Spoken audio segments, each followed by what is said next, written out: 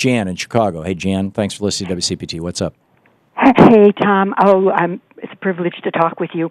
I know that you are probably aware of this, but a lot of people probably aren't. I wasn't. I was listening to public radio about a week or so ago, and there was a whole program on how the United States treated the prisoners of war that, the military prisoners that we brought here from Germany after World War II. And it went into great depth about how they were used on farms to do farm work, and how some of the people that owned the farms actually at Christmas time invited them into the house to, celebrate Christmas with them. And it also went into depth about how they had to actually separate some of the prisoners because some of them were real, gung-ho Nazi, Gestapo type, and they would really beat up the other prisoners that were, kind of trying to see a new way, the American way. Anyway, getting to with Gitmo people, the horrific treatment of those people. How can we ever convert anybody's, No, I absolutely agree with you, Jan. And in fact, not only did we treat our prisoners of war well during World War II, and we were rather famous for doing it, we did it during the Revolutionary War. And here, in fact, is a clip of then Senator Hillary Clinton arguing that we should not be running secret prisons and detention facilities and torture facilities around the world because it's simply not the American way. Listen to this. When General Washington led his soldiers across the Delaware River and onto victory in the Battle of Trenton, he captured nearly 1,000 foreign mercenaries, and he faced a crucial choice. How would General Washington treat these prisoners?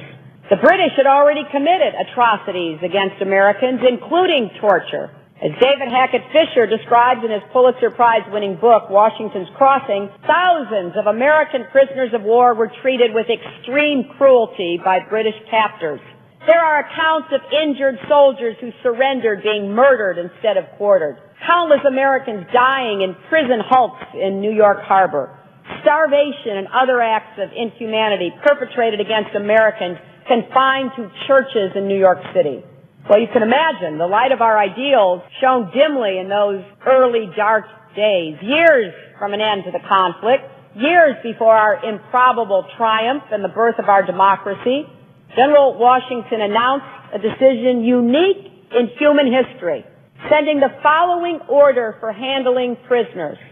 Treat them with humanity and let them have no reason to complain of our copying the brutal example of the British Army in their treatment of our unfortunate brethren.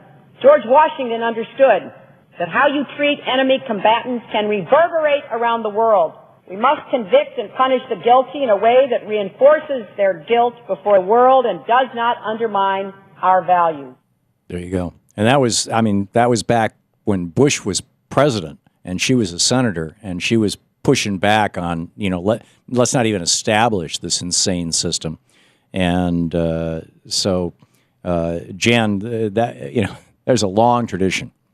Oh, wow. That's impressive. Well, I would kind of suggest to anyone who isn't aware of, this situation, how we treated the prisoners after World War II, if they get plugged in somehow to NPR, National Public Radio. There was like a whole hour program, and I was astonished. But we have always, not always, but we have usually done that. In fact, Lincoln had similar orders for the Union soldiers' treatment of Confederate soldiers.